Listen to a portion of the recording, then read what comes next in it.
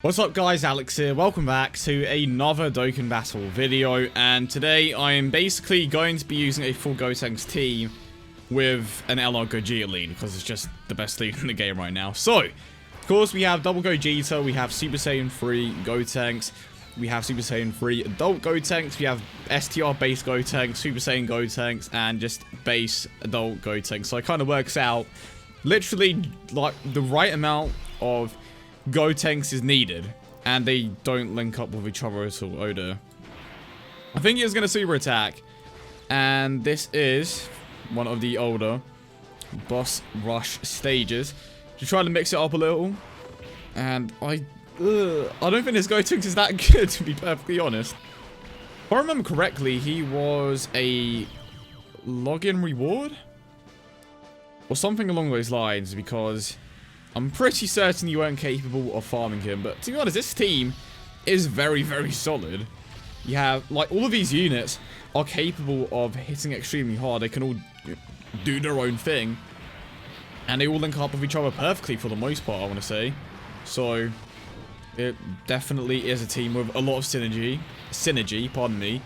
Works extremely well. No issues with super attacking. The LR, I want to say, works out extremely well as well, because he has a fuse fighter link with most of these. Actually, that's a lie. He hasn't even fused at this point, so that could maybe be a problem, but I don't know. It depends on the units that you decide to pair him up with. You do have the physical Super Saiyan Gotenks with Prepared for Battle, so if you want to go that partnership, you can. And I'm gonna, like, this super attack is gonna do nothing. You're gonna do nothing. Triple digits? Is that all? I do want to try out that base Gotenks though.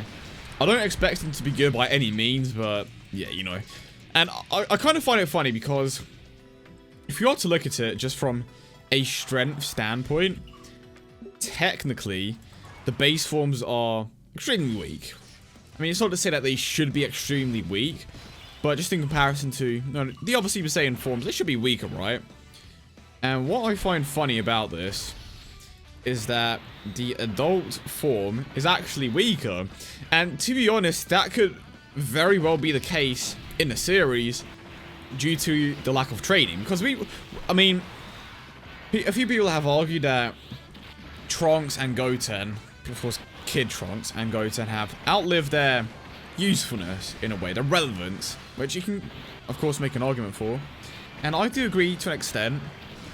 And it's like, if they are not training, then they're obviously going to get weaker. It's the exact same situation as Gohan. A Kid Gohan, Super Saiyan 2 Kid Gohan, was stronger than a Super Saiyan Adult Gohan or Teen Gohan. It's weird with the ages, because technically Gohan was, I believe, basically when Gohan fought Cell, he wasn't a teen. Okay, but people refer to him as Teen Gohan, and a 16-year-old Gohan is technically Adult Gohan. But that's not the point. The point is, Gohan was stronger when he was younger as a Super Saiyan 2, right? So the same could kind of apply here. You could definitely say that, you know, Kid Super Saiyan 3 Gotenks is stronger than the Adult Gotenks. And it kind of works out in that particular way in the game, so I don't know. I suppose it's just a matter of perspective, and if it's actually true that they did no training whatsoever. I mean, we kind of see in the series that Goten and Trunks kind of, you know, just mess about and just do a bit of fighting here and there, but nothing too serious. But obviously, as we saw at the end of Z, that Pan, it wasn't necessarily stated that Pan was stronger than Goten, but she obviously was training a bit more than Goten. It's been a while since I've seen the end of Z, so I do apologize if I've got that completely wrong. But from what I can remember, Pan and Goten briefly fought. And then, I want to say that Goten Loki got bodied, but that Goten was trying anyway. But you know what? It is what it is. But the point is, as adults, that particular form could be weaker than they were as kids, because that was basically them in their prime, I want to say. When their power was at their peak. And because they haven't necessarily focused too much on Goten and Trunks, it's like, yeah, that would make sense. Unless they decide to give them a massive power increase in the future, then I doubt we're going to see anything too spectacular from the duo. Let's grab this. And one thing that we did see back in the, if you want to consider that arc at all, was it the Planet Putafu arc? I'm sorry if I butchered the name. But you know the arc with the copy Vegeta? We had a scene where Vegeta was in his base form. The copy Vegeta was in his base form. And he managed to take on a fusion. A fused Super Saiyan 3 Gotenks. Like, he managed to take on Super Saiyan 3 Gotenks in his base form. That just shows you the power difference between Super Saiyan 3 Gotenks. You know, I want to see him super attack. Between Super Saiyan 3 Gotenks and Super Saiyan Blue. And you have to take into account that fusion is an extremely powerful technique. And the fact that Vegeta was able to take that strong of an opponent on in his base form is a good feat. Obviously, we never saw that again, I want to say. But then again, it's like we had a base form Goku that was weak and taking on a Super Saiyan Caulifla, you know, and they put the point across that Caulifla was more of a brawler, whereas Goku was a trained martial artist. And the reason why Goku was able to overpower her is because of his fighting style. And I wish that was a thing that was a bit more prevalent in, like, it wasn't even a prevalent thing in Z, right? I just wish it was more of a prevalent thing in Dragon Ball in general, because it's like, it takes more than power to win, you know? But I don't know if they are ever going to touch on that again. To be honest, as one of my favorite episodes just because of that point entirely. It's like, it was just different, because for the longest time, I want to say, we just kind of, not necessarily under the impression, but we kind of, don't do that. We kind of got used to the fact that the guy that's stronger wins, right? So it was nice to see a bit of a change there, where they just decided to go in a somewhat different direction, even if it was just for a short period of time, and they were like, Goku's an extremely intelligent fighter. And that's one thing that kind of, a lot of people tend to forget about, is that Goku is an extremely experienced fighter. He has a lot of training when it comes to martial arts. He knows how to fight, right? It's kind of, spoilers for Infinity War, it's kind of like Hulk and Thanos in the movie. The reason why Thanos just completely bodied the Hulk is because he was extremely trained, he had experience, and he just kind of, he knew how to counteract, well, yeah, I guess counterattack Hulk's fighting style, because Hulk's fighting style, just throwing fists, he is a brawler. That is essentially what the Hulk is. You know, just kind of throwing fists everywhere, not necessarily caring about what he's doing. Whereas with Thanos, he knows the weaknesses that the body has. You could tell that he was targeting certain areas of the body, and eventually, he took out the Hulk.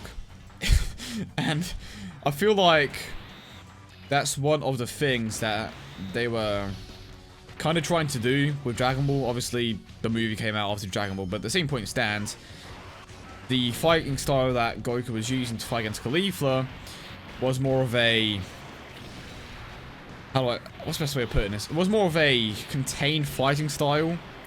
You know what I mean? It was just perfect for counteracting or counterattacking Caulifla's fighting style, because it's kind of all over the place. Whereas Goku was more focused, more concentrated, and that's something that I feel will be cool to see in the future.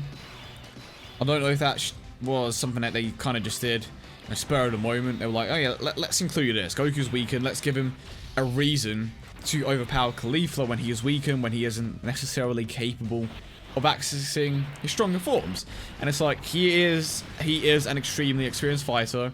He knows what he's doing, and he is very good at countering Caulifla's style. Obviously, Caulifla caught on eventually. In a way, Goku was training her, and that was just one of the things that I liked. Let's take the boy Cell out here. And I haven't even been talking about the team for the entirety of the video, but I suppose it was a fun little talk. Oh, I just knocked some stuff over. It was, I don't know why that even came to mind. I don't know how I got to this conversation at all, to be honest, now that I think about why am I even here? What the hell?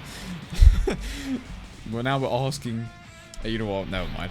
But yeah, it's a bit weird as to how it got to this point. It started Gotenks training, and then it kind of just got to this. I don't know. It's yeah.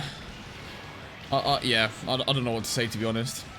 It's completely random, but let me know your thoughts on that. Would you be interested in seeing a more a bit of a change in approach as to how our heroes take on the villains in the future?